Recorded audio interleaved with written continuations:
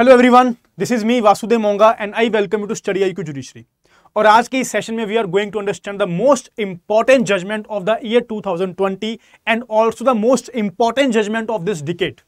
ये जो 2010 से लेकर 2020 तक के डिकेड की सबसे इंपॉर्टेंट जजमेंट है ये Vinita Sharma versus Rakesh Sharma. Even though I will say कि ये उससे पहले का जो डिकेड था 2005 से लेके अब तक की सबसे इंपॉर्टेंट जजमेंट है, which talks about the rights of a daughter in a coparcenary property. एक बेटी का क्या राइट होगा अपने फादर की अनसेस्ट्रल प्रॉपर्टी में, right. This is actually a landmark judgement and the judgement was delivered by justice Arun Mishra and it is a 2020 Supreme Court judgement. See, यहां पे जो मेन लॉ है ना आपका, it talks about section 6 of the Hindu succession act. Section 6 of the Hindu succession act क्या बोलता है? After 9/9/2005, 9th of September 2005 में यहां पे हिंदू सक्सेशन एक्ट के सेक्शन 6 में एक अमेंडमेंट आई थी, which amendment says that daughter is a copartner as that of the son. Copartner क्या होता है भाई? को-पार्टनर होता है यहां पे जो यहां पे फादर की प्रॉपर्टी में जिसका राइट होता है। ये जो को-पार्टनरी का राइट है ये हिंदू रिलीजन में है कि up till the 4 degrees of generation, 4 degrees of generation in the father's property, father, grandfather and great grandfather, उनमें किस किस का राइट होता है अगर वो एक अनसेस्ट्रल प्रॉपर्टी है। 2005 से पहले यहां पे डॉटर्स को को-पार्टनर्स नहीं माना जाता था, बट ऑन दिस अमेंडमेंट, जिस दिन ये अमेंडमेंट आई सेक्शन 6 में ये साफ साफ लिख दिया गया था that daughter shall also be a copartners as that of the son. जैसे एक सन फादर की प्रॉपर्टी में को-पार्टनर है, वैसे ही डॉटर भी को-पार्टनर होगी। बट हुआ ये, अब उस दिन के बाद डॉटर्स को एक प्रोप्राइटरी राइट तो मिल गया कि भाई अगर एक फादर की डेथ हो रही है तो डेथ के बाद जो प्रॉपर्टी होगी वो बेटे के पास भी जाएगी, डॉटर के पास भी जाएगी, वो भी इक्वली जाएगी। नो, यहां पे एक इंटरप्रिटेशन में एक डिफरेंस आ गया। सेक्शन 6 में लिखा हुआ था on and from the commencement of the act, जो कि ये डेट थी 9th of September 2005, and she become a copartner from her birth right. ये जो डिफरेंस था ना कि बर्थ राइट से उसको को-पार्टनर राइट दे दिएगी कि जब से वो पैदा हुई है, the moment she has taken the birth, उस दिन से वो को-पार्टनर है। एंड ऊपर लिख दिया गया on and from the commencement of 9th of September 2005। तो ये जो डेट्स हैं कि अगर एक बेटी का यहां पे बर्थ 2005 से पहले हुआ है, अगर एक 1990 में जिसका यहां पे बर्थ हुआ है, तो क्या वो प्रॉपर्टी में को-पार्टनर है या नहीं है? क्या वो डॉटर को हम को-पार्टनर बोलेंगे या नहीं बोलेंगे? So there were 2 conflicting judgements. यहां पे 2 जजमेंट्स आई पहले, एक तो थी Prakash versus Phulavati and another is Danamma at Suman Surpur versus Amar. ये भी यहां पे 2016 Supreme Court judgement, this is also the 2018 Supreme Court judgement. और ये जो दोनों जजमेंट्स थी ये कंफ्लिक्टिंग जजमेंट्स थी और इक्वल बेंच था, डिवीजन बेंच था। तो अब यहां पे फाइनली विनीता शर्मा वर्सेस राकेश शर्मा ने पूरा का पूरा लॉ क्लियर किया। और ये पूरा का पूरा लॉ इसलिए नहीं क्लियर किया कि सिर्फ यहां पे डॉटर को-पार्टनर कब है, एवरीथिंग, कि सेक्शन 6 में जितने भी क्वेश्चन आपको अराइज हो सकते हैं ना, मैं दावा करके बोल रहा हूं अगर आपने लेक्चर पूरा सुन लिया, ये जो पूरा लेक्चर सुन लिया, आपको इसमें से क्वेश्चन मिलेगा ही मिलेगा। चाहे आप कोई भी मेंस का एग्जामिनेशन देने चले जाइए, आपको section 6 of the Hindu succession act में से क्वेश्चन मिलेगा ही मिलेगा। और वो क्वेश्चन आपका 20 से 30 मार्क्स का भी हो सकता है। इफ यू आर अटेम्प्टिंग डीजेएस, अगर आप डीजेएस एग्जाम भी तैयारी करते हो तो वहां पे आपको ये 30 मार्क्स का क्वेश्चन भी मिल जाएगा। 5 प्रॉब्लम्स इस क्वेश्चन में निकालूंगा मैं कि किस किस तरह के क्वेश्चंस आ सकते हैं। 5 तरह की अलग अलग एप्लीकेशन बेस्ड क्वेश्चन, 5 का आंसर दूंगा। ये पूरे लेक्चर को आप ध्यान से सुनिए। नाउ लेट्स प्रोसीड कि प्रकाश वर्सेस फुल्लावती में पहले एक्चुअली में कहा क्या गया था। See, in the Prakash versus Phulavati case, जो कि डिवीजन बेंच जजमेंट था, 2 जज बेंच जजमेंट था, उसी तरह से धनम्मा वाला केस भी 2 जज बेंच था। इसी कारण यहां पे अब सुप्रीम कोर्ट में हायर बेंच पे हमारे पास गए विनीता शर्मा वर्सेस राकेश शर्मा केस में, जो अब अथॉरिटी बन गया। सी, ये जो बोलते हैं section 6 is not retrospective, section 6 is not retrospective in operation. मतलब क्या हुआ इस चीज का, सिर्फ इसी को समझो पहले। Section 6 is not retrospective in operation, यानी कि 9/9/2005 को जब यहां पे को-पार्टनर का राइट दिया गया, तो ये बोल रहे हैं कि जो सेक्शन है ये प्रोस्पेक्टिव है, रेट्रोस्पेक्टिव नहीं है। विच मीन्स व्हाट, कि डॉटर को इसी दिन से को-पार्टनर माना जाएगा। अगर एक डॉटर इससे पहले पैदा हुई, अगर एक डॉटर 2000 में पैदा हुई तो वो को पार्टनर नहीं मानी जाएगी, और अगर यहां पे पार्टीशन 2005 से पहले हो चुका है तो वो डॉटर उस पार्टीशन में उसका कोई भी राइट नहीं है. The rights began prospectively from this date, 9th of the September 2005. So section 6 is not retrospective in operation and it applies when both the co-partners, father and his daughter, were alive on the date of the commencement of the act. क्या बोल रहे हैं ये बोल रहे हैं कि अगर इस डेट के बाद अगर फादर भी जिंदा हैं, अलाइव हैं फादर, और डॉटर भी अलाइव है 2005 के बाद, इस डेट के बाद अगर ये दोनों जिंदा हैं, तब यहां पे डॉटर को को पार्टनर माना जाएगा और तब यहां पे डॉटर को को पार्टनरी के राइट्स मिलेंगे. डेट इज वो पार्टीशन यहां पे क्लेम कर पाएगी. वन थिंग क्या बोल रहे हैं, that father should be alive on the date of the partition after this amendment act. One thing जो यहां पे प्रकाश वर्सेस फुल्लावती केस बोल रहे हैं कि ये जो यहां पे जजमेंट आई है, ये जो यहां पे लॉ आया था वो प्रोस्पेक्टिव था नेचर में, राइट. और उसी तरह पे अब अगर हम बात करें दनम्मा एट सुमन सुरपुर वर्सेस अमर केस की, ये भी यहां पे डिवीजन बेंच जजमेंट था, दोनों का जजमेंट सेम था, और यहां पे ये था 2018 सुप्रीम कोर्ट जजमेंट. तो दोनों में कंफ्लिक्ट क्या आया, सी यहां पे ये केस बोलता है कि see the main intention of the legislature, the main intention of the parliament is to give the daughter proprietary rights from the date of her birth. कि जो प्रॉपर्टी राइट्स हम डॉटर को दे रहे हैं ना, वो उसको बर्थ से दे रहे हैं.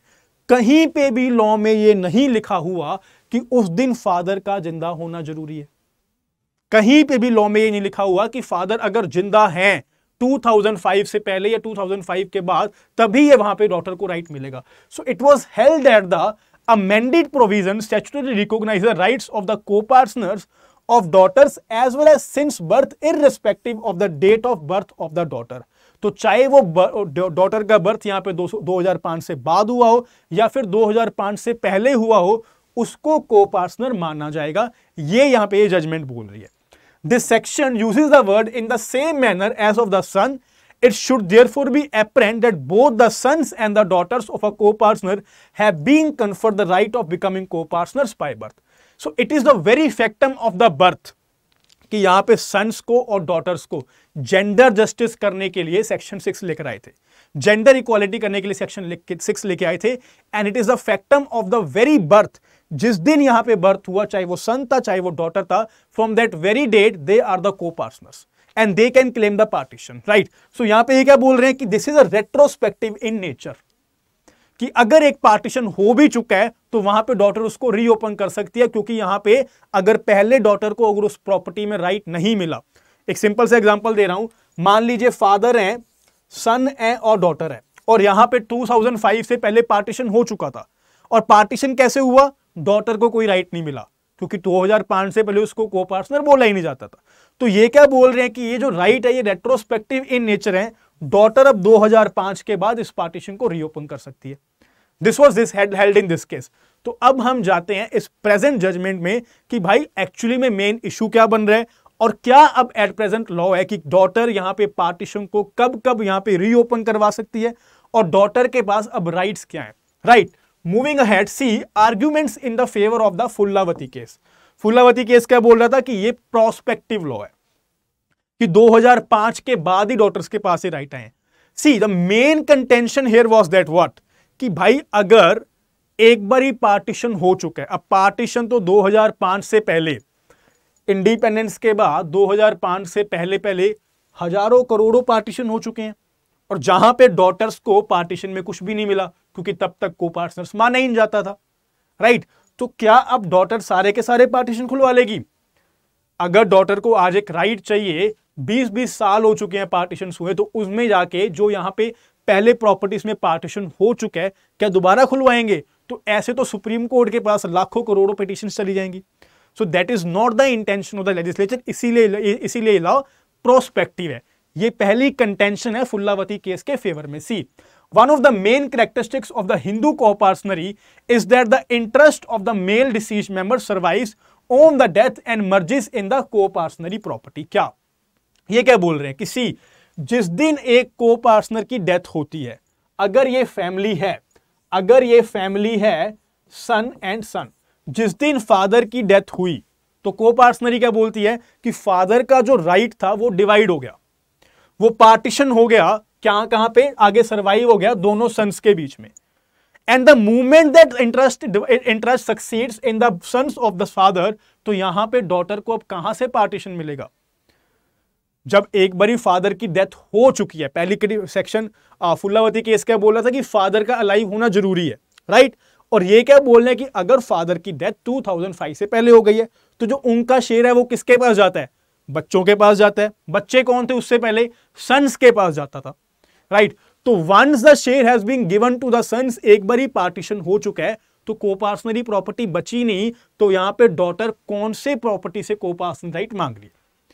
ये जो आपकी है main contention. See, as a result if father or any other co-partner has died before the Amendment Act 2005, the interest of the father or another co-partners would have already merged in the surviving co-partnery. Consequently, there will be no co-partner alive from which the daughter will succeed. Thus, the daughter can succeed only in the interest of a living co-partner as on the date of the enforcement of the Amendment Act. Right? दोबारा सुनो मैं यहाँ पे क्या बोल रहा हूँ. Just listen it. ये एक फैमिली है, दो यहां पे सन्स हैं और एक यहां पे डॉटर है, राइट। अगर हम मान लेते हैं कि यहां पे फादर की डेथ 2002 में हो गई थी, यानी कि before the amendment act, before the amendment of the 2005, 9 सितंबर 2005 से पहले एक बारी डेथ हो गई। अब जितना भी यहां पे फादर का कोपार्सनरी इंटरेस्ट था वो कैसे आगे जाता है? वो सक्सेसरशिप के साथ यहां पे दोनों लड़कों को मिल जाता, क्योंकि उस टाइम पे डॉटर कोपार्सनर नहीं थी। तो जब ये इंटरेस्ट इन दोनों को मिल चुका है तो अब 2005 के बाद डॉटर कौन सी कोपार्सनरी प्रॉपर्टी से भी राइट मांग रही है? Once the partition has been done. तो यहां पे इसीलिए ये बोला गया था that father should be alive on the date of 9/9/2005। अगर यहां पे फादर अलाइव है तभी यहां पे डॉटर अब अपना राइट मांग सकती है कोपार्सनरी प्रॉपर्टी में से, right. Moving ahead, listen, if the daughter is treated as a coparcener at any point of the time in the past before the amendment, अगर यहां पे डॉटर को माना जाएगा अमेंडमेंट से पहले को-पार्टनर, तो इसका मतलब क्या हो जाएगा कि डॉटर्स यहां पे केस कर देंगी कि पार्टीशन को रीओपन करो। हजारों करोड़ों यहां पे केस लग जाएंगे। एंड पार्लियामेंट की वो इंटेंशन नहीं थी to scramble the unscrambled eggs, right. So parliament is not intended to scramble the unscrambled eggs और टू रीसेलेक्ट द पास्ट, कि जो गलतियां पहले पास्ट में हो चुकी हैं, कि पहले हमने 2005 से पहले डॉटर को को-पार्टनर नहीं माना, अब जो गलतियां हो चुकी हैं उनको ठीक करने की यहां पे कोई इंटेंशन नहीं है, क्योंकि अगर उनको ठीक करने बैठ गए तो सुप्रीम कोर्ट में केस भरे जाएंगे। कब सॉल्व किया जाएगा वो सब कुछ? And the use of the words on and from the commencement of this date, जो सेक्शन 6 क्लॉज 1 में जो मेन डेट लिखी गई है, on and from the commencement of Hindu succession amendment act, that is 9 सितंबर 2005, उस दिन से यहां पे को-पार्टनर बोला गया है। तो ये बोल रहे हैं कि भाई साहब सुनो, हमारी ये 3 पिटीशंस हैं, क्या क्या कंटेंशन है कि इस दिन से ही को-पार्टनर माना गया, उससे पहले नहीं माना गया, right? That indicates that the daughter shall become co-partner from the commencement of the act, and the word shall indicates that the due status of the daughters as co-partners is created only for the future. Future के लिए उनको co-partner माना गया है and would not affect the existing rights of a male co-partner. Right? Moving ahead, let's see the arguments in against the Phulavati case. अब जो फुल्लावती case के जो मेन इनके अगेंस्ट आर्ग्यूमेंट क्या है उसको अब हम जानते हैं। सी, अब जो मेन यहां पे आर्ग्यूमेंट है वो क्या है कि भाई कहीं पे भी लॉ में ये नहीं लिखा गया कि फादर का अलाइव होना जरूरी था, और आप जो ये बोल रहे हो कि अगर फादर की डेथ हो गई 2005 से पहले तो फैमिली में पार्टीशन हो चुका है, दैट इज रॉन्ग। अगर किसी को-पार्टनर की डेथ हो जाती है 2005 से पहले तो कहीं पे भी ये नहीं लिखा कि वहां पे पार्टीशन हो जाता है, वहां पे एक नोशनल पार्टीशन होता है।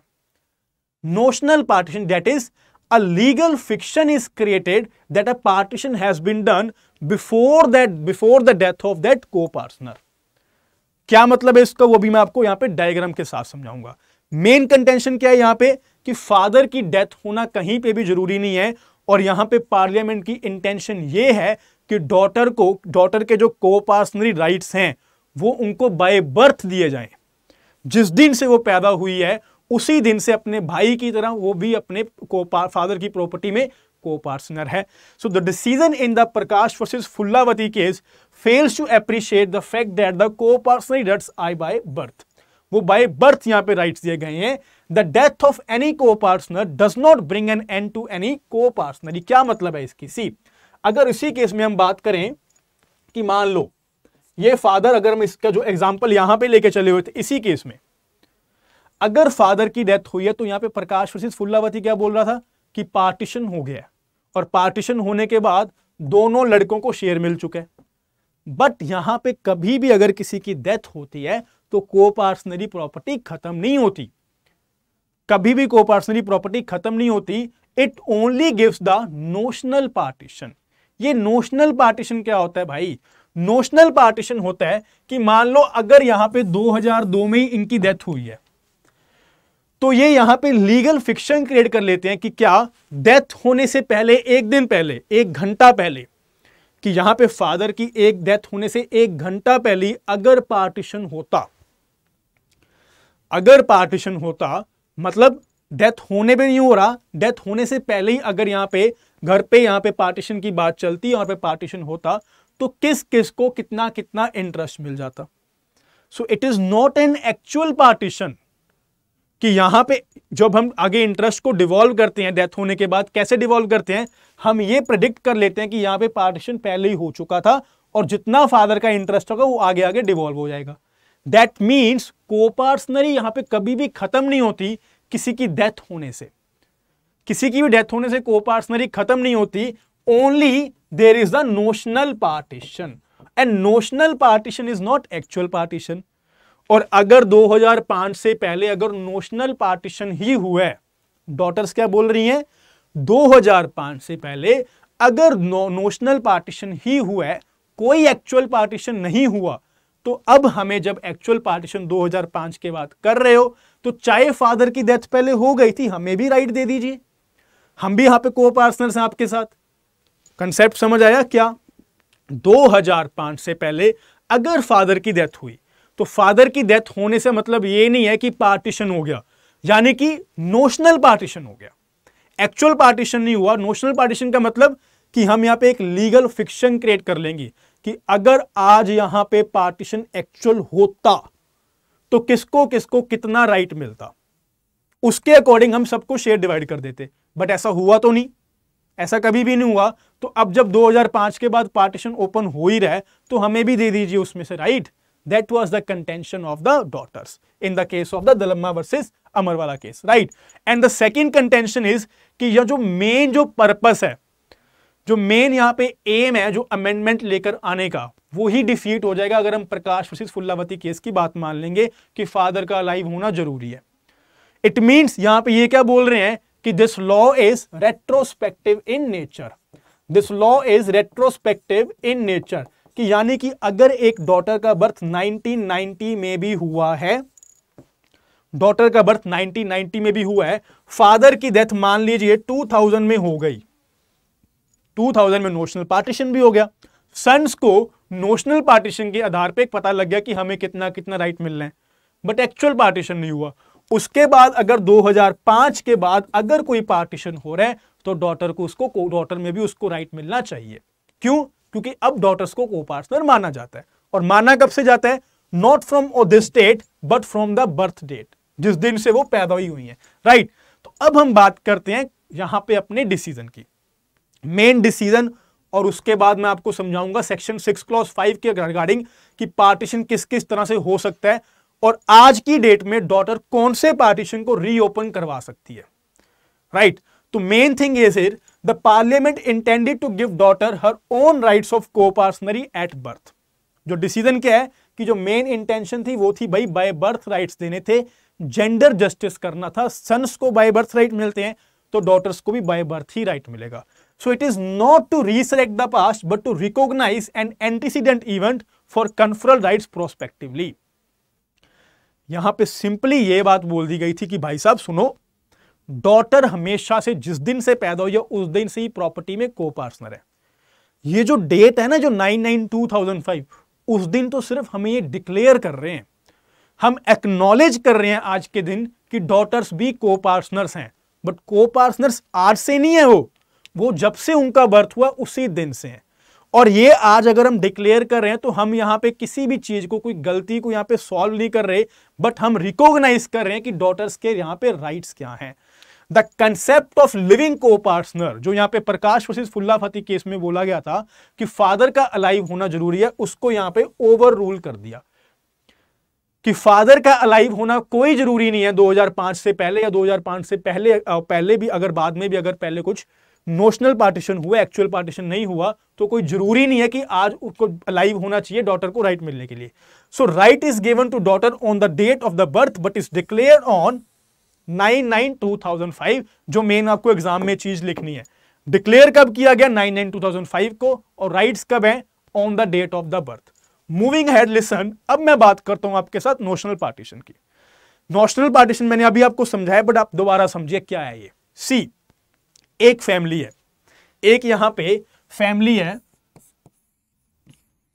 मान लीजिए जहां पे 2 डॉटर्स हैं और 2 सन हैं, D1 D2 S2 S1, 2 daughters हैं और 2 ही सन है, ठीक है। अब हम बात करते हैं कि यहां पे फादर की ये प्रॉपर्टी है, एंसेस्ट्रल प्रॉपर्टी है। जिस दिन यहां पे को पार्टनर का यहां पे बर्थ होता है, को पार्टनरी प्रॉपर्टी क्या बोलती है, क्या कंसेप्ट है, द मोमेंट अ को partner have taken the birth, उसका उस दिन से उस प्रॉपर्टी में एक राइट हो जाता है। 2005 से पहले हम क्या बिलीव करते थे कि सिर्फ सन्स का ही को पार्टनरी प्रॉपर्टी में राइट होता है, डॉटर्स को को पार्टनर में राइट नहीं माना जाता, राइट। तो अगर मैं बात करूं यहां पे फादर के पास कोई प्रॉपर्टी थी, सन पैदा हुआ, the moment he has taken birth, उसको लगा कि भाई मेरा भी इस प्रॉपर्टी में राइट है। दूसरा सन पैदा हुआ, उसने ही बोला कि मेरा भी इस प्रॉपर्टी में राइट है by the date of birth, उसी दिन से जिस दिन में पैदा होगा मेरा इस प्रॉपर्टी में राइट है, और है भी। बट यहां पे डॉटर के पास ही राइट नहीं था, डॉटर के पास ही राइट नहीं था 2005 से पहले, कभी भी ये राइट्स को डिक्लेयर नहीं किया गया था, राइट। अब अगर बात करें कि भाई 2005 के बाद जो यहां पे मेन इशू बन रहा है कि 2005 के बाद अब डॉटर को ये राइट दे दिए गए, मान लिया दे दिए गए, ये क्या बोल रहे हैं कि फादर का अलाइव होना जरूरी था 2005 तक डॉटर को ये राइट देने के लिए। अगर हम बात करें कि फादर की यहां पे डेथ हो गई थी 2000 में उनकी डेथ हो गई, तो क्या कोपार्सनरी प्रॉपर्टी खत्म हो गई? क्या ये जो कोपार्सनरी प्रॉपर्टी थी फादर की वो खत्म हो गई और सन्स को मिल गई? क्या डेथ का मतलब एक्चुअल पार्टीशन होता है? एक्चुअल पार्टीशन नहीं होता, नोशनल पार्टीशन होता है। और वो नोशनल पार्टीशन हम कैसे करते हैं? आपने भी अपनी फैमिलीज में देखा है, जब भी किसी बुजुर्ग की डेथ होती है तो उनकी जो प्रॉपर्टी थी जिस दिन वो डेथ हुई, तो ऐसे तो नहीं कि सारे घर पे बैठ गए कि आज पार्टीशन कर लेते हैं कि आपका इतना हिस्सा, आपका इतना हिस्सा, आपका इतना हिस्सा, ऐसा तो कभी नहीं होता। बट यहां पे एक लीगल फिक्शन क्रिएट हो जाती है कि उनकी डेथ के बाद उनका जो शेयर है किस किस को जाना चाहिए था। अगर आज उनकी डेथ ना होती और आज पार्टीशन ही हो जाता, मतलब कि लीगल फिक्शन क्रिएट कर दी गई, तो ये लीगल फिक्शन के साथ किस किस को कितना राइट मिलना चाहिए, दिस थिंग। तो ये जो नोशनल पार्टीशन है वो एक्चुअल पार्टीशन नहीं है। तो डॉटर्स यही बोल रही हैं कि अगर नोशनल पार्टीशन हुआ है, दैट डज नॉट मीन कि यहां पे कोपार्सनरी प्रॉपर्टी खत्म हो गई। और अगर अब 2005 के पास बाद हमें ये राइट मिला है कि हम पार्टीशन मांग सकते हैं, तो जस्ट बिकॉज नोशनल पार्टीशन पहले हुआ है, इट मींस हम वो वहां से अपना राइट टू पार्टीशन ले सकते हैं। अगर आपने एक्चुअली में पार्टीशन कर लेते तब हम मान लेते कि भाई नहीं चाहिए, पार्टीशन प्रॉपरली हो चुका है, अब नहीं चाहिए। बट जब नोशनल पार्टीशन ही हुआ है, फादर की प्रॉपर्टी थी, हमें भी मिलनी चाहिए, हम भी को-पार्टनर हैं। That was the main concept of the notional partition, right. Now let me tell you the whole concept behind the partition and the effect of the statutory fiction. अभी ये केस चलेगा लंबा, अभी तो मैं आपको बताऊंगा जो 5-6 आपको एप्लीकेशन बेस्ड क्वेश्चन इसमें से मिलने वाले हैं। मैं लगातार बोल रहा हूं तो आप भी यहीं पे रहे, और अगर मेरी आंखें बंद हो रही तो समझ लीजिए कि दिल से बोल रहा हूं और एग्जाम्स में यही आने वाला है, राइट। सी, यहां पे 2 ही इशू बनेंगे आपके। Can the notional partition amount to disruption of the coparcenary, कि अगर एक बारी नोशनल पार्टीशन हो गया तो उसको क्या हम ये बोलेंगे कि को-पार्टनरी खत्म हो गई, सन्स के पास शेयर चले गया, अब यहां पे डॉटर शेयर नहीं मांग सकती? ऑलरेडी समझा चुका हूं, मांग सकती हैं, because notional partition is not equal to actual partition. और दूसरा ये impact of the preliminary decree of the partition, अगर यहां पे कोर्ट में ही चले गए आप लोग, 2005 से पहले दो भाई मिलके कोर्ट में चले गए कि हमें पार्टीशन करवा के दीजिए, और कोर्ट ने यहां पे एक प्रिलिमिनरी डिक्री दे दी कि ठीक है आपका इतना शेयर, आपका इतना शेयर इस घर में, तो यहां पे जब कोर्ट से वो आया है तो क्या उसको अब यहां पे हम पार्टीशन बोलेंगे? कोर्ट ने जब प्रिलिमिनरी डिक्री के साथ यहां पे पार्टीशन कर दिया, तो क्या अब डॉटर्स 2005 के बाद उस पार्टीशन को रीओपन करवा सकती हैं या नहीं करवा सकती? Now let us understand this concept. See, पहले तो मैं यही उसी सेम चीज की डिक्टेशन है नोशनल पार्टीशन की, just read it down. The statutory fiction of the partition of the parties is far short of the actual partition, यानी कि जो नोशनल पार्टीशन है वो एक्चुअल पार्टीशन से बहुत कम है। It does not bring the disruption of the joint family और दैट ऑफ द को-पार्सनरी।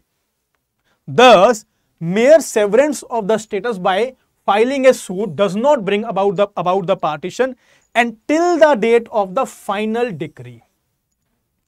जब भी आप कोर्ट में कोई केस फाइल करते हो, एक तो आपकी होती है प्रिलिमिनरी डिक्री और एक होती है आपकी फाइनल डिक्री। अगर कोई प्रिलिमिनरी डिक्री के साथ यहां पे कोर्ट ने पार्टीशन कर दिया बट अभी तक फाइनल डिक्री नहीं आई, तो यहां पे डॉटर्स उस पार्टीशन को रीओपन करवा पाएंगी।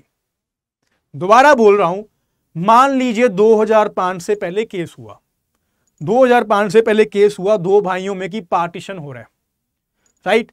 2004 में कोर्ट ने यहां पे एक प्रिलिमिनरी डिक्री दे दी कि आपका इतना राइट है, आपका इतना राइट है। 2005 में क्या हुआ, अमेंडमेंट आ गई कि डॉटर्स भी को पार्टनर है। अब डॉटर भी उसी केस में ऐड हो गई और वो बोल रही है कि मुझे भी मेरा हिस्सा दीजिए। सन क्या बोल रहे हैं कि यहां पे पार्टीशन ऑलरेडी हो चुका है, प्रिलिमिनरी डिक्री ऑलरेडी आ चुकी है, तो अब यहां पे डॉटर का कोई राइट नहीं है इसमें से पार्टीशन को मांगने के लिए। तो यहां पे जस्ट बिकॉज प्रिलिमिनरी डिक्री आई है, फाइनल डिक्री नहीं आई, तो यहां पे सुप्रीम कोर्ट ने क्या बोला, till the date of the final decree. अगर ड्यूरिंग दिस पीरियड अगर कोई सब्सटेंटिव लॉ चेंज हो जाता है तो डॉटर्स इस पार्टीशन को रीओपन करवा सकती हैं। वन थिंग व्हाट, अगर नोशनल पार्टीशन हुए, एक्चुअल पार्टीशन नहीं हुआ, डॉटर्स उस पार्टीशन को रीओपन करवा सकती हैं। अगर आप कोर्ट में गए थे, प्रिलिमिनरी डिक्री आ चुकी है, फाइनल डिक्री नहीं आई, तो डॉटर्स इस पार्टीशन को रीओपन करवा सकती है इफ ड्यूरिंग दिस पीरियड अगर लॉ चेंज हो गया तो, right. Thus the mere severance of the status by filing of the suit does not bring about the partition until the date of the final decree change in the law due to the subsequent event can be taken into consideration। तो भाई एक बात और समझनी पड़ेगी अब हमें कि जब हम सेक्शन 6 क्लॉज 5 की बात करते हैं, section 6 clause 5 of the Hindu succession act क्या बोलते हैं, that partition in this section means कि जो सेक्शन 6 में आप पार्टीशन की बात कर रहे हो वो कौन सा पार्टीशन है। वो यहां पे दो तरह की पार्टीशन की बात करता है। एक तो बाय रजिस्ट्रेशन, कि यहां पे दो भाई मिलके रजिस्ट्रेशन ऑफिसर के पास गए और बोला कि भाई पार्टीशन कर दो, रजिस्टर्ड डीड मिल गई, नॉर्मली ऐसा ही होता है। दूसरा है बाय डिक्री ऑफ कोर्ट, कि भाई दोनों भाई मिलके कोर्ट में ही चले गए और जज साहब को बोला कि हम दोनों में झगड़ा चल रहा है, आप हमें पार्टीशन करके दे दीजिए। तो ये दो पार्टीशन को माना गया। बट क्या पार्टीशन किसी और तरह से नहीं हो सकता? पार्टीशन फैमिली सेटलमेंट के साथ क्या दो भाई आपस में ओरली नहीं कर सकते कि भाई तू छोटा भाई है, तू ऊपर रह, मैं बड़ा भाई हूं, मैं नीचे रह रहा हूं, और दोनों में कोई झगड़ा नहीं है, ना तो वो रजिस्ट्रेशन डीड के पास गए और ना ही वो कोर्ट में गए, तो ओरल पार्टीशन भी तो पॉसिबल है। और मैक्सिमम केसेस में हम देखते हैं कि ओरल पार्टीशन ही होता है। जरूरी थोड़ी है कि हम कोर्ट में ही जा रहे हैं पार्टीशन करवाने के लिए। भाइयों में आपस में सेटलमेंट हो गई, भाई ऊपर रह रहा है, वो नीचे रह रहा है, किसी ने वो प्रॉपर्टी ले ली, किसी ने वो प्रॉपर्टी ले ली। बट अब सेक्शन 6 क्लॉज 5 में ओरल पार्टीशन की बात ही नहीं कही गई। तो सबसे बड़ा इशू ये बन गया, और ये इशू आपका 2005 से ही चल रहा है और इसका कभी आंसर भी नहीं था किसी के पास, बट अब इस जजमेंट में आंसर आ गया। 2005 अगर हम बात करें 2005 से पहले की, मान लो हजारों ऐसे पार्टीशन हुए होंगे जो ओरल पार्टीशन हुए होंगे, राइट। भाइयों में ओरल पार्टीशन हो गया। अब सेक्शन 6 क्या बोल रहे हैं कि वहां पे डॉटर्स पार्टीशन को रीओपन नहीं कर सकती अगर रजिस्ट्रेशन डीड के साथ हुआ हो या फिर डिक्री ऑफ कोर्ट के साथ हुआ हो। तो अगर ओरल पार्टीशन हुआ हो तो इट मींस व्हाट, तो डॉटर उस पार्टीशन को रीओपन कर सकती है। सिंपल सा मतलब यही निकल रहा है ना कि सेक्शन 6 क्लॉज 5 यहां पे प्रोहिबिट कहां पे लगा रहा है कि अगर तो रजिस्ट्रेशन डीड के साथ यहां पे पार्टीशन हुआ है या फिर कोर्ट की डिक्री के साथ हुआ है, डिक्री भी कौन सी, फाइनल डिक्री के साथ, तब तो आप यहां पे पार्टीशन को रीओपन नहीं कर सकते। 2010 में एक डॉटर केस फाइल कर रही है कि भाई मुझे वो पार्टीशन खुलाना है जो यहां पे 2000 में हुआ था। तो अगर वो पहले रजिस्ट्रेशन डीड के साथ हुआ था तो सेक्शन 6 क्या बोल रहा है कि नहीं होने देंगे, हो चुका जो होना था। अगर कोर्ट की फाइनल डिक्री आई है तो सेक्शन 6 क्या बोल रहा है कि नहीं होने देंगे। बट अब डॉटर बोल रही है कि ओरल पार्टीशन हुआ था, आपको ये पार्टीशन तो रीओपन करना पड़ेगा, मुझे भी मेरा हक चाहिए। तो इसका क्या करें। यहां पे सुप्रीम कोर्ट का एक बहुत ही लैंडमार्क जजमेंट के ऊपर पॉइंट आया है which is actually the very important point, और यही आपको क्वेश्चन आएगा पेपर में कि अगर 2005 से पहले कोई ओरल पार्टीशन हुआ है तो उसको आज रीओपन कर सकते हैं नहीं कर सकते, डॉटर्स उसको रीओपन कर सकती हैं नहीं कर सकती। अगर हम डायरेक्टली सोचें कि अगर कर सकती हैं तो हजारों करोड़ों केस हैं, पंगा ही पड़ जाएगा, इतनी सारी पिटीशंस केस में फाइल हो जाएंगी। तो यहां पे सुप्रीम कोर्ट ने क्या किया, हैवी बर्डन ऑफ प्रूफ डाल दिया जिन्होंने पहले पार्टीशन किया था, यानी कि भाइयों के ऊपर एक हैवी बर्डन डाल दिया। आपको यह प्रूफ करना होगा कि जो ओरल पार्टीशन एक्चुअली में हुआ था वो आपको प्रूफ करना होगा वो एक्चुअल टर्म्स में हो भी गया था, यानी कि आपने एक्चुअली में डिवाइड कर लिया ओरली, तो आपको पे स्लिप्स भी दिखानी पड़ेंगी कि इस घर का जो रेवेन्यू है वो मेरे पास है, इस घर की रेवेन्यू की स्लिप्स मेरे पास है। एंड ऑल्सो पब्लिक डॉक्यूमेंट्स कि जिस टाइम पे आपने ये ओरल पार्टीशन किया था उस टाइम के कुछ पब्लिक डॉक्यूमेंट्स जहां से पता लगे कि एक्चुअली में यहां पे एक ओरली पार्टीशन हो गया था। अगर ये बर्डन यहां पे भाई डिस्चार्ज कर देते हैं तब तो वो डॉटर इस पार्टीशन को रीओपन नहीं कर पाएगी। दैट मींस तब यहां पे डॉटर को बोल देंगे कि नहीं पार्टीशन हो चुके हैं, क्योंकि पार्टीशन ओरली भी होता था बट सेक्शन 6 क्लॉज 5 उसको लिखना भूल गया, राइट। बट अगर अब हम बात करें यहां पे भाई अगर ये बर्डन को डिस्चार्ज नहीं कर पाए, वो बोल रहे हैं कि हमने बस ऊपर नीचे रहने लग गए थे, कोई पे स्लिप्स नहीं अलग से, कोई पब्लिक डॉक्यूमेंट नहीं है, कोई घर का जो बिल आता है वो अलग अलग नहीं आता कि अलग अलग पे कर रहे हो, कि यहाँ पे जो मीटर है वो अपने अपने नाम पे करवा लें, ये भी नहीं किया हुआ। तो अगर ये सब भी आपके पास नहीं है तो डॉटर उस पार्टीशन को रीओपन करवा सकती हैं और बोल सकती हैं कि भाई मेरा भी इस घर में हक है क्योंकि मैं भी को पार्टनर हूं और आज तक पार्टीशन ही नहीं हुआ और आज पार्टीशन होगा और जब मेरा भी राइट है, right. So what about oral partitions? For explanation यहां पे for the purpose of this section, partition means only by execution of a deed यानी कि रजिस्ट्रेशन डीड और by the decree of the court, right. So in case of the oral partition it should be supported by the documentary evidence। अगर दो भाई बोल रहे हैं कि हमने 2000 में ही पार्टीशन कर लिया तो भाई डॉक्यूमेंट्री एविडेंस दिखाओ, कौन सा कागज है आपके पास जहां पे आपने ये लिखा कि ये हिस्सा मेरा ये हिस्सा आपका। One thing and heavy burden of proof, यहां पे प्रोबेशन ऑफ प्रोबेबिलिटीज नहीं है आपके ऊपर, यहां पे बर्डन ऑफ प्रूफ हैवी होगा ये प्रूफ करने का on the person who claims that an oral partition has already been taken effect. And वो कैसे उतरेगा? That you have taken the separate occupations or the portions, आपने अपने ऑक्यूपेशन पोर्शंस को अलग अलग कर लिया। यहां पे an appropriation of the income कि जो आपकी इनकम आ रही है वो अलग अलग आ रही है, and also the revenue records में जो इनकम है कुछ भी आप रिकॉर्ड दिखा दीजिए। अगर घर का जो मीटर भी अलग अलग कर लिया कि ऊपर का मीटर अलग नीचे का मीटर अलग, उसी टाइम पे ये जो वर्ड लिखा है ना supported by other contemporaneous public documents. Contemporaneous का क्या मतलब होता है? उसी टाइम के डॉक्यूमेंट्स। मीटर तो वो आज चेंज करवा लें, पार्टीशन हुआ था 2000 में, वो आज 2020 में उनको पता लगता है कि बहन ना यहां पे पार्टीशन लेने की कोशिश कर रही है तो हम ना मीटर अलग अलग लगवा लेते हैं, ओरल पार्टीशन प्रूव कर देंगे ये पब्लिक डॉक्यूमेंट के साथ। नहीं भाई, सुप्रीम कोर्ट ने ये बोला है कि वो जो डॉक्यूमेंट होगा ना वो कंटेम्पोरेनियस होना चाहिए, उसी टाइम का ही डॉक्यूमेंट होना चाहिए आपके पास, एक पब्लिक डॉक्यूमेंट। आपके ऊपर एक हैवी बर्डन ऑफ प्रूफ है और अगर आपके पास ये सब कुछ नहीं है इट मींस जब वो पार्टीशन आपका ओरल हुआ तो उसको हम कंसीडर ही नहीं करेंगे। That means daughter can reopen the partition in this present date. I hope आपको ये पूरा लॉ समझ आ गया होगा, right. And also now partition by decree of court जो मैं आपको समझा चुका हूं, क्या अगर तो यहां पे पार्टीशन होता है फाइनल डिक्री के साथ। केस चल रहा है, ट्रायल चल रहा है, और यहां पे एक प्रिलिमिनरी डिक्री आ गई कि भाई यहां पे 40% शेयर इसको मिलना चाहिए और 60% शेयर इसको मिलना चाहिए, बट ये अभी तक प्रिलिमिनरी डिक्री है, इसके बाद भी फाइनल डिक्री आनी है।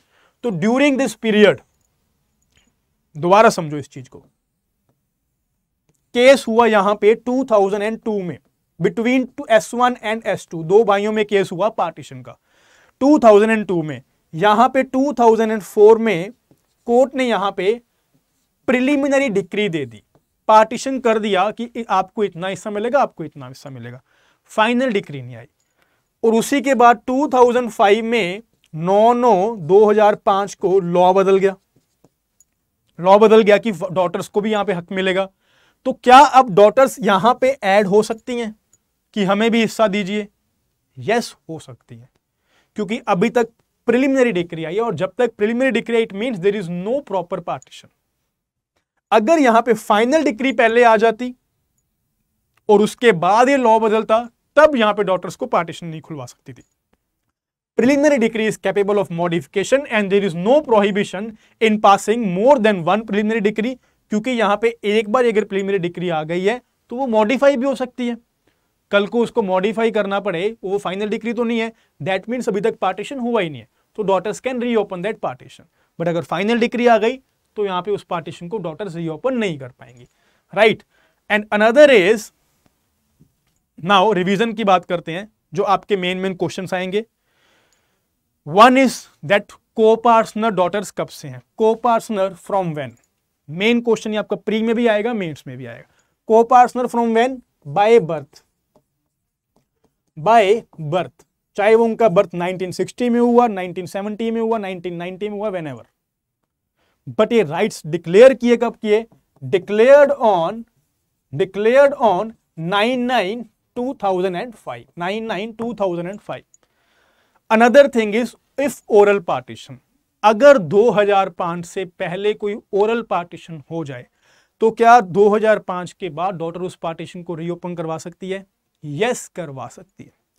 जनरली आंसर क्या आ जाएगा? यस, करवा सकती है। बट जो बर्डन ऑफ प्रूफ होगा वो भाइयों के ऊपर होगा, which is a heavy burden of proof, कि ये प्रूफ करना कि हम सेपरेट ऑक्यूपेशंस में रहने लग गए थे, हमारे पास अलग अलग रेवेन्यू की स्लिप्स हैं, एंड हमारे पास एक कंटेम्पोरेनियस उसी टाइम का एक पब्लिक डॉक्यूमेंट भी है जो ये साबित करता है कि हमने जब ओरली पार्टीशन किया था तो एक्चुअली में हम डिवाइड हो गए थे। हम बस कोर्ट में नहीं गए या हमने रजिस्ट्रेशन ऑफिसर नहीं गए, हमने आपस में एक फैमिली सेटलमेंट टर्म्स में डिवाइड कर लिया था, तब यहां पे पार्टीशन रीओपन नहीं होगा, नहीं तो ये ओपन हो सकता है। Then if partition by the registration deed, registration deed के साथ ही 2005 से पहले पार्टीशन हो गया था तो उसको रीओपन कर सकते हैं? No, clearly no, because once the partition has been done by the registration deed, उसको आप रीओपन नहीं कर सकते हो। इफ नोशनल पार्टीशन, तो नोशनल पार्टीशन तो एक्चुअल पार्टीशन होता ही नहीं है, it is just a legal fiction created.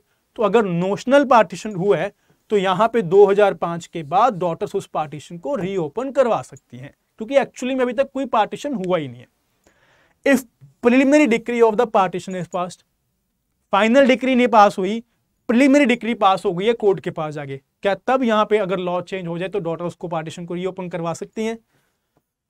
Yes, करवा सकती हैं। Unless and until there is final decree they can reopen the partition. I hope आपको ये जजमेंट प्रॉपरली क्लियर हो गई होगी, नहीं हुई तो इस जजमेंट को 2-3 बार इस वीडियो को पूरी की पूरी सुनो। फिर भी अगर कोई डाउट है then contact me through Telegram or through Instagram. I am obliged to clear all your doubts here. All right, and now I should tell you this कि Study IQ Judiciary आपके लिए यहाँ पे 2 तरह के कोर्सेज प्रोवाइड करता है। अगर आप जुडिशरी की प्रिपरेशन कर रहे हो और अगर आपको ये कंफ्यूजन है कि भाई कौन सी स्टेट का एग्जाम देना है, and then you can buy the judiciary Mahapack course, because here we cover the syllabus of the 16 states. 16 states का आपको पूरा सिलेबस कवर करवाया जाएगा। Major laws, minor laws, local laws, current affairs, GK, everything, and you can buy this course only in 14,999। बहुत ही सस्ता course है, इस course को आप बाय कर सकते हो, अपनी जुडिशरी की प्रिपरेशन को स्टार्ट कर सकते हो। बट बाय कैसे करोगे? जब आप स्टडी IQ की वेबसाइट पे जाओगे और जुडिशरी महापैक बाय करोगे, नीचे आपको मिलेगा एक डिस्काउंट कोड। उस डिस्काउंट कोड में आपको ये भरना होगा DEV Dev. My name is Vasudev Monga, the middle part of my name, इसको आप as a discount coupon use करो और आपको डिस्काउंट मिल जाएगा and you can buy it only in 14,999। और अगर आप एक ही स्टेट की तैयारी कर रहे हो then you can buy the smart course only in 10,499। आप इस प्राइस में बाय कर सकते हो। एक ही स्टेट की जिसकी तैयारी करोगे उसका आपको सारा का सारा सिलेबस मिलेगा। अगेन सेम कैसे मिलेगा, ये डिस्काउंट कोड यूज करके DEV Dev. Alright then, thank you so much. Video अच्छी लगी हो, जजमेंट समझ आई हो, लाइक करो, चैनल को सब्सक्राइब करो और आगे शेयर भी करो। And also message me on Telegram और Instagram in case you have any doubt. Alright then, thank you so much. I will see you in next lecture.